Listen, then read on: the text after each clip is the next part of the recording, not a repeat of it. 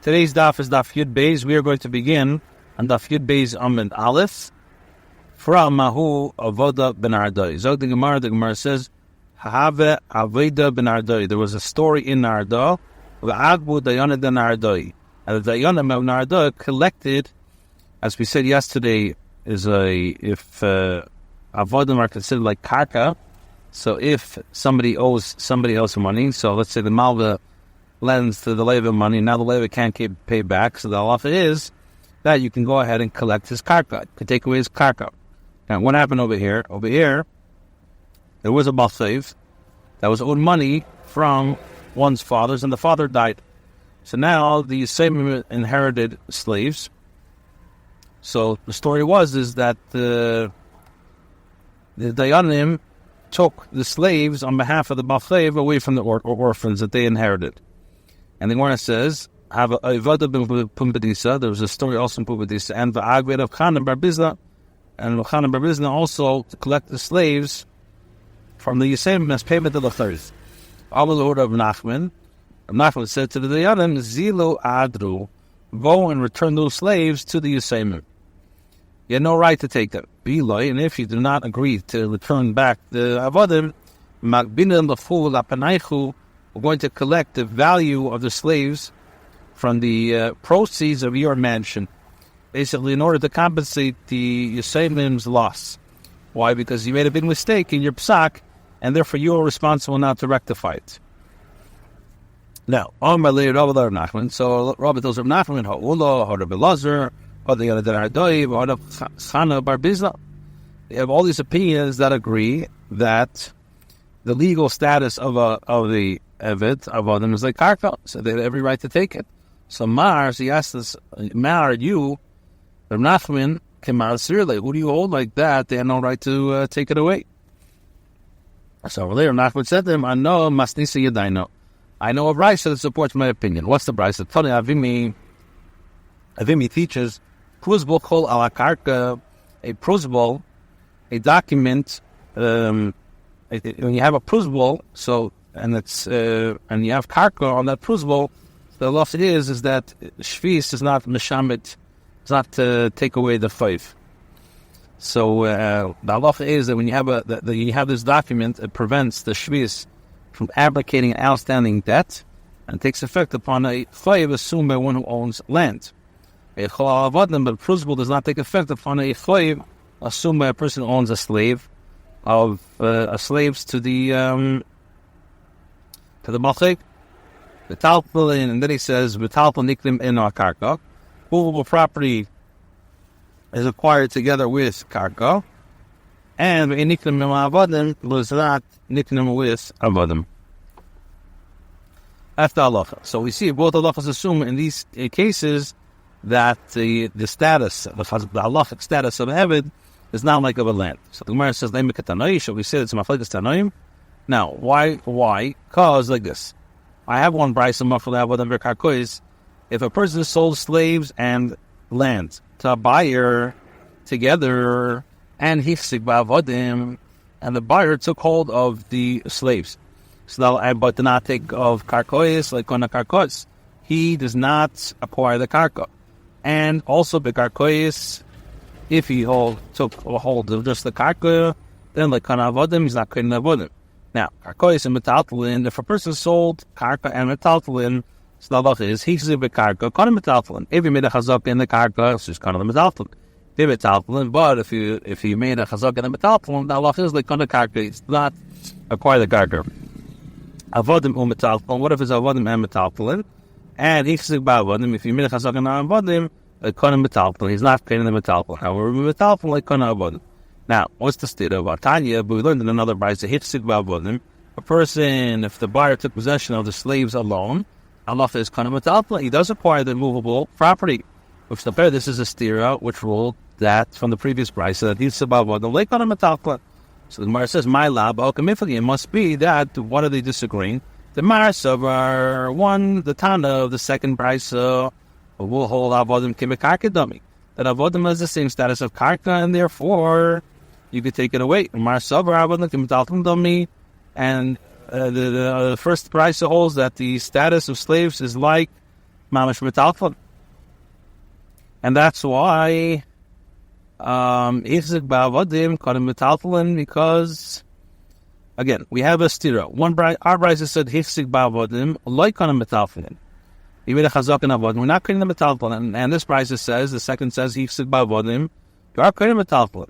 So it must be that the second brisa, which is Ichzik ba'avodim kanim metaltalin, will hold that evidence commit karkadami. And the Madamber holds that Hichsig ba'avodim like on a metaltalin, he must hold that avodim is metaltalin. And therefore, when a person takes hold of a metaltalin, he's not kaina the karka or kaina other metaltalin. Oh, Rabbi Kibbutz the Mami says, the Gemara says no. Rabbi Kibbutz the Mami says the kula alma avodim commit karkadami. Really, everyone agrees that Eved has the same status as a karka.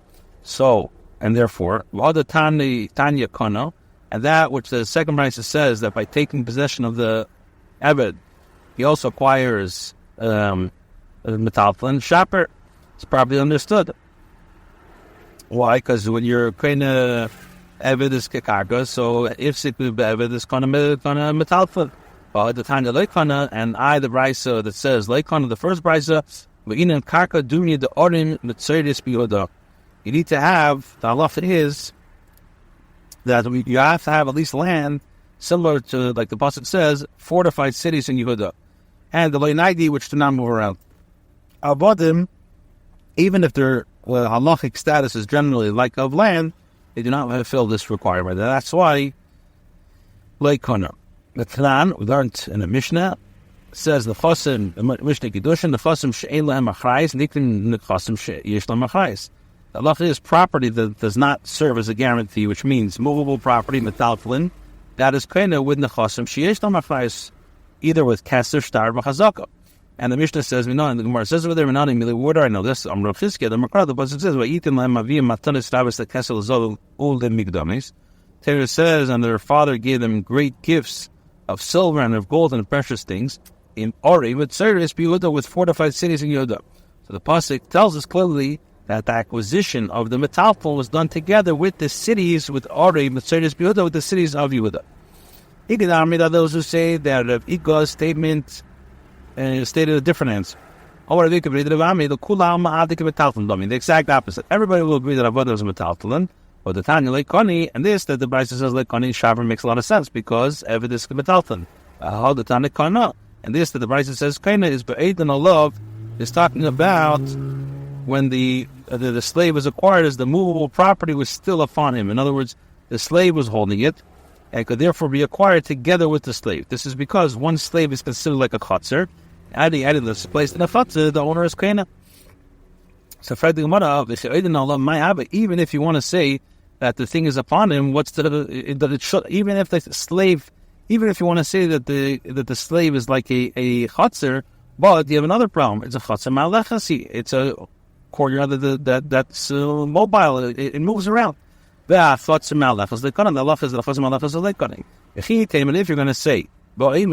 going to say that a case where the slave is standing at the time of the transaction, that's also insufficient. Rabbi says, anything that does not acquire when moving also does not acquire while standing or sitting. The fact that the slave can move gives him the status of a Chatzim Malechas, regardless if he's currently moving or not. The Gemara concludes, and the halacha is that where the slave is bound up and unable to walk, his status is like that of a chatzim, in other words, immobile courtyard, and the other will acquire anything that is placed upon him in that time. Now, the Gemara also presents now another stira to the first brisa cited above, which explicitly states that one cannot acquire slaves by taking possession of the land. Or the Tanya, without within the brisa, if he took possession of the land, he thereby also acquires the slaves. The Gemara is also stira, there in the brisa just cited, the case is one where the slaves are standing within the border of the land that was acquired. The Gemara says, the highlight it must be the first brisa, which says that he does not acquire slaves. It says in regards to where they are not standing within the borders of the land that was acquired. Now the Gemara says this, like we said, after in the second lashon, after kibbut taltalin dami, the Eved is a kibbut taltalin, So I know the Masechah. So therefore, if it's standing inside, it works. So the Gemara assumes that metalton is acquired together with the land only if at the time of the kinyan it's placed upon the land. But according to the one who says that evidence can make karki, why do I need the slaves to be standing within the borders of the land? Amar Shmuel says, if someone sold 10 fields located in 10 different countries, and once he takes possession of one of them, he has acquired all of them. If the legal status of all of them is like of karka, then the same principle should apply to them, and it should be unnecessary for them to be standing within the land's borders. So Gemara says, according to your reasoning, according to the lashon that says after kamitaltan dami, that Eved is kamitaltan, also you have the question. Why do I need the slaves to be standing within the borders of the land? So my answer, we already said that Allah is that metalton does not need to be piled upon the land one requires in order to acquire the metalton together. Rather, you must say that movable property that moves around itself, such as avodim, is different than movable property that does not move around. For example, let's say inanimate objects. So the halacha that metalton does not need to be piled up upon the land applies only in the later case. Accordingly, in order to acquire avodim together with the land, they must be standing within the borders. Here also here also land that moves around, such as avodim, is different from land that does not move around. So avdi, accordingly, a slave, which is mekarke denaidi, was the land that moves around. So this is not including in Shmuel's psak, because Hassam, there he refers to, only to being acquired multiple plots of land. It is possible only because sadone de arafatu, the crust of the earth is one block, and therefore each field is really one part of a bigger whole. The swar does not permit acquiring land and slaves together, as a slave is not attached to the earth and is separate to the land. The Mishnah says, one is chayiv only with regards to damage caused to property for which, were he to use it for, let's say, for non-kedusha, he would not be chayiv for me'ilah of items which belongs to the Beis HaMikdash. The Gemara says, me'ilahu de lesbo. The property in question does not have the isra of me'ilah, but hamikdash kachi, but it's still considered a hektish property. Yet one is still chayav for causing damage to it. So man Tana, who is the Tana who holds like this? Rabbi Yechlan bekotrim kalim. Rabbi Yechlan says the Mishnah is referring to a case of kotrim kalim. And this is according to Rabbi Aglili, the Omar who says by kotrim kalim, maman bailamu. He says that such a korban by kotrim kalim before being shechted are considered property of their owners, as opposed to gavoya. It is only once such a offering is shechted that becomes subject to the halachas of me'ilah of hektish. The Tanya, we learned in a brisa, considering a person who steals another's property and makes a shvuah shav, makes a shvuah sheker that what he has done. So now he has the obligation to bring a korban oshim. The pasuk says, and he commits a trespass against Hashem and deals falsely with his neighbors. The rabbis cut from kalam she'enim umeina, they were Rabbi Yisrael. So basically we learn is that we're talking about a person denies having in possession kachim kalim, which is property of the owner. You Rabbi Yisrael. So the Gemara asks about Tanam, but we learned in the Mishnah, Hamakadosh Bechalke, a person, case of a kohen who's Makadosh woman with his portion of a korban, ben kachim kalim, whether both doesn't matter, any Makadosh, she's not any Makadosh. Shall we say that this Mishnah is not according to the opinion of Rabbi Aglili? So the Gemara suggests, I feel to Rabbi Aglili. You can even say this according to the opinion of Rabbi Aglili. Rabbi Aglili. What does Rabbi Aglili say that the offerings of Kachim Kalam are his money? This applies when the animal is still alive. But after he gets shechted, I feel that Rabbi Aglili made that. Even Rabbi Aglili is going to agree that Kachim Kalam, because Zafu, when they receive their portion, they do not receive them because those portions belong to them. Rather, they receive them because they have the right to partake of them, but they do not own them. But does he say that his opinion when offering is still alive? But we learned in the Mishnah with regards to a male firstborn of a kosher animal, which is endowed upon his birth with the kedusha of his offering of a lesser kedusha. So meichanei sitam, a kohen may sell it for its unblemished chai and alive, but he may not sell it once it was shechted. As if in the unblemished firstborn animal, the shechted is also to derive benefit from it.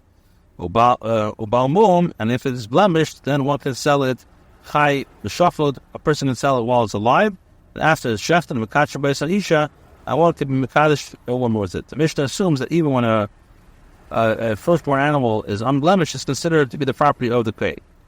They said this only in regards to a becher b'zman. They keep it the since you can't bring a carbon because there's no base of midrash. You still the kohen mitzvah. So the kohen have ownership of it. I was much base of midrash kaima. The base of midrash was around standing the chazil akrova, which the animals could be brought as a carbon. Loi then no. The base of midrash is standing. A kohen may shech that eat the firstborn only if it becomes blemished. Nowadays, since it's not possible to offer the carbon anyway, it's certain that the animal will eventually develop a blemish, and the kohen will then be permitted to shech and eat it. So the kohen is considered to have the ownership of the becher even before it develops any blemish. So the Gemara says, he asks him, basically the statement is clearly referring to the time of the base of midrash for standing, as is based on the pasuk, and it continues to obligate one to bring a carbon asham. Nevertheless, what does he say about koshem kalim? By a becher, for example, it's considered to be the property of the owners even when they are unblemished. Oh, Mashani Ravina. Ravina answered, the basically statement is in regards to a firstborn outside of Eretz Yisrael, and this is according to the opinion of Rav Shimon, who says that a firstborn animal came from outside Eretz Yisrael, and they are unblemished, then they may be sacrificed on the Mizbeach. In Bo, from Rav Shimon's, the way he puts it, that if they came, then yes, they're shechted. In the Chatchila, but the Chatchila not. Since the becher animals should not be brought out to show, they're considered to be unfit for a carbon, and therefore they're considered to be the property of the kohen even before they develop a blemish. Now, what's the question? If it's the way that Ravina understood Rav Nachman's qualification to be true, even according to basic lily, then therefore, even if it's so that basic lily said that a carbon of koshem kalim is the property of his owner, then it was referring to the situation mechayim while they were still alive. So the Shani let Ravina answer, why doesn't he just say that the Bryson states that the koshem kalim is a property of the owner, may be sold even when the basic understands according to basic lily, and which is referring to one is still alive, and the qualification of the Mishnah of Nachman that the sale of the unblemished becher is when the basic midrash still is invalid. So according to the Chachamim who argue on the basic lily. So the answer is Manas Kona Kamas. You're referring to a gift of members of the Kona. In other words, gifts that the Kona are entitled to. Like, for example, the Becher, Shani Manas Kona, gifts of the Kona are different from other Karbanas. The Chikazafa, when the Peinim receive their portion, Shochagavei Kazafa, they receive the portion from the Eberster. Basically claims that the act of the hektish of the animal as a koshem kalim does not nullify one's ownership of the animal, and the kedusha of the becher offering takes effect when it's birth. So it may be that it was never owned. Rather, it's reasonable that the Torah provided the kohen only with the right and the obligation to partake of it after it was already sanctified.